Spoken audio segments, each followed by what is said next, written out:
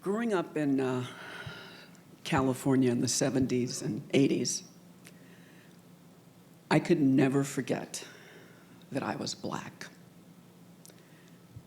I was 8 years old when a boy in my class called me the N-word. I had no idea what it meant. My parents had to explain it to me.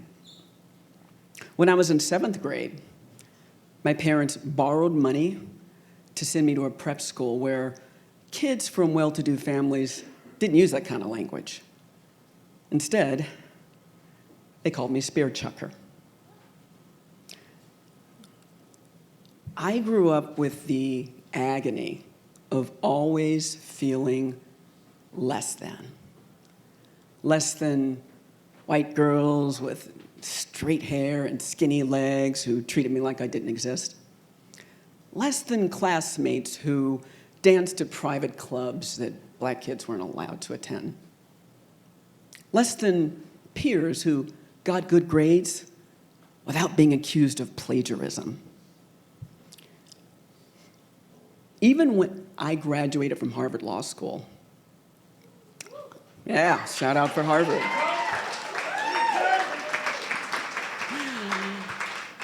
I watched colleagues with less experience pass me on the corporate ladder.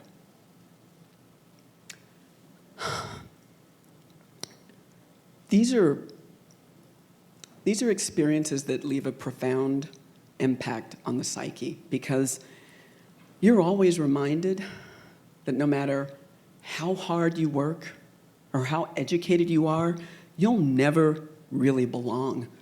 You'll never live the kind of life that other people lead.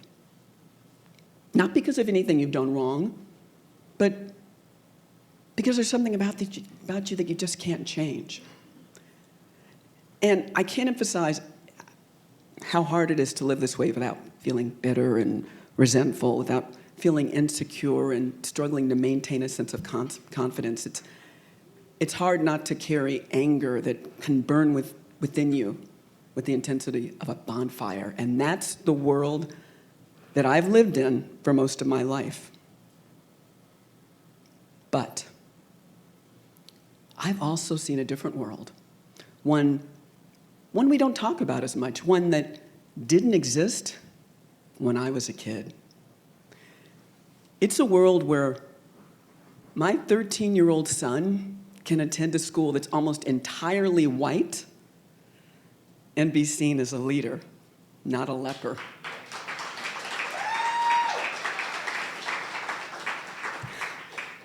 It's a world where I no longer constantly worry that the color of my skin will keep me from getting a job I'm qualified for, and might even work to my advantage.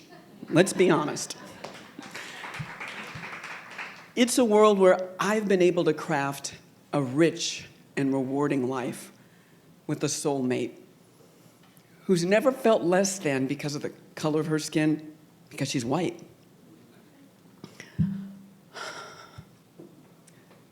Is there discrimination in this world? Yes. Is the playing field completely level? No.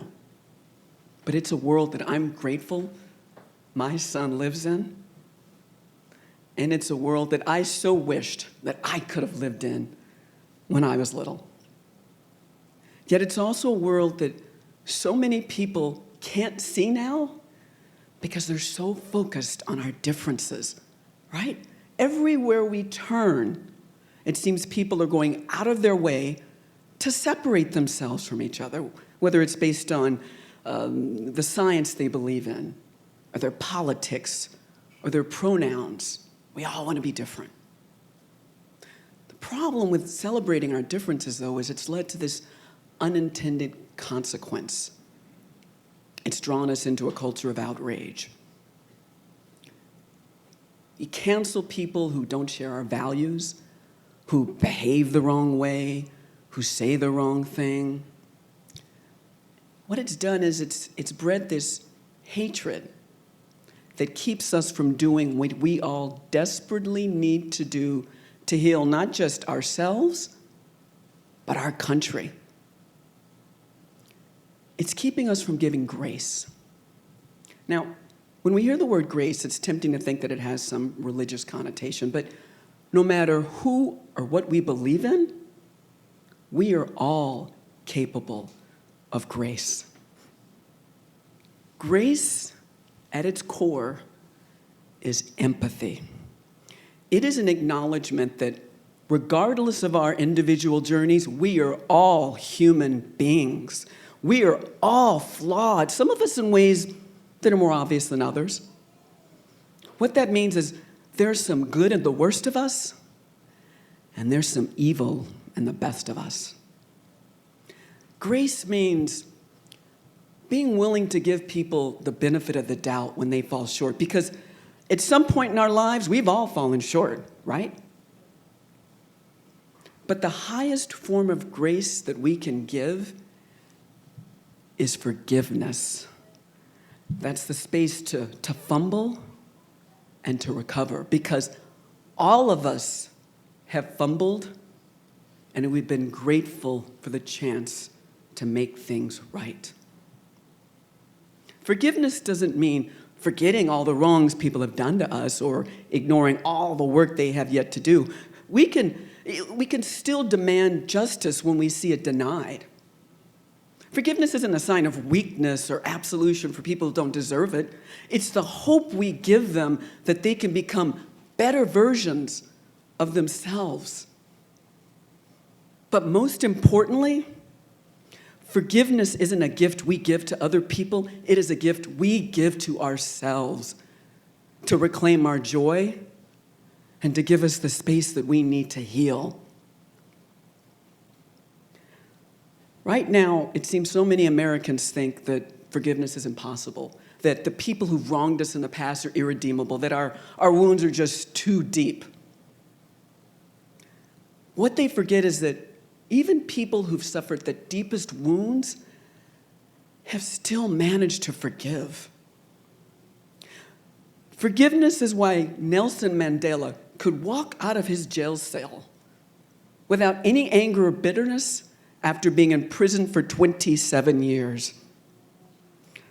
Forgiveness is why Black South Africans who endured decades of systemic racism were able to take control of their government without exacting retribution or revenge on the people who oppressed them. Now think about what that means. The victims of a government that practiced the most ugly and violent form of discrimination still managed to forgive the people who abused them. If they could find it in their hearts to find grace, can't we do the same?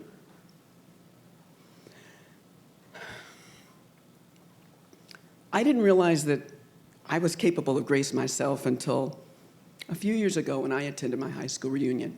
It was the first time I brought my partner, and she was bewildered. She was like, I can't believe that a Black woman would want to reconnect with the people who excluded her after having all these horrible childhood memories. It made no sense. She said, these don't sound like the people you described to me. I mean, they adore you. And she's right. Anyone watching me interact with my former classmates would have no idea what I experienced all those years ago. But when we were driving home, it hit me.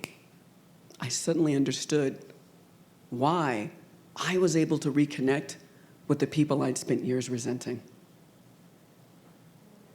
It was because I'd allowed myself to give them grace.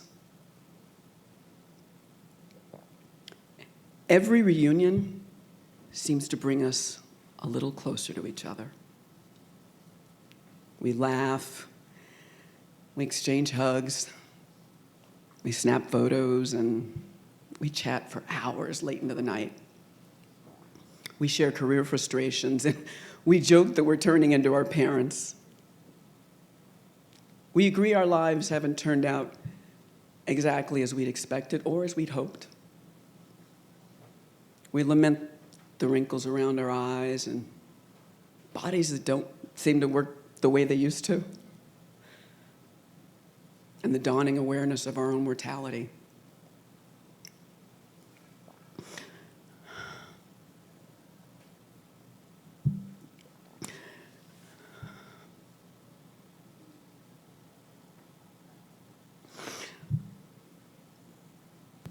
we're not as different from each other as we used to be. The girls who sported perfect bodies, they have thicker legs and wider hips like me. The jocks have expanding waistlines and gray hair or no hair at all. Life has changed us in other ways too.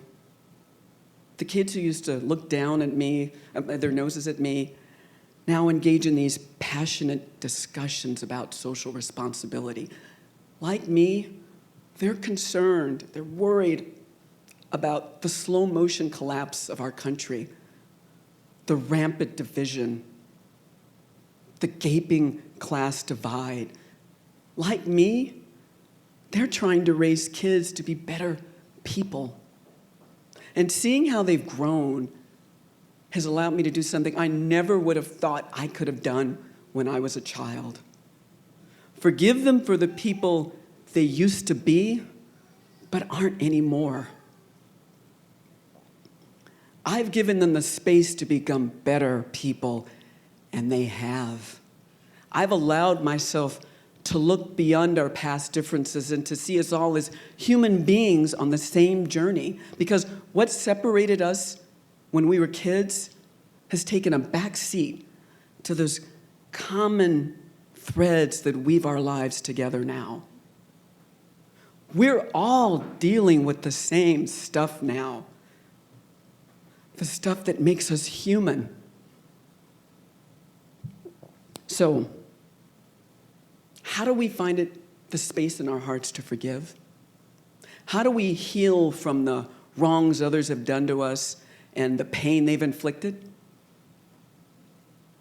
It starts when we allow ourselves to see that the people we resent might not be as different from us as we think.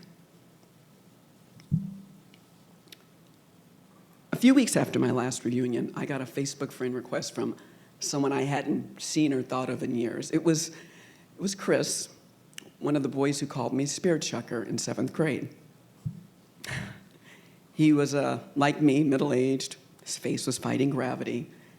And he was married and living with his family in the LA suburbs. As I scrolled through his profile, I saw pictures he'd posted of his 8-year-old son with his friends on Halloween. And half of these kids were children of color.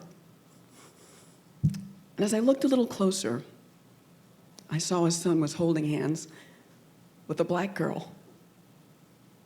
And they were both grinning from ear to ear. And I accepted his friend request. Thank you.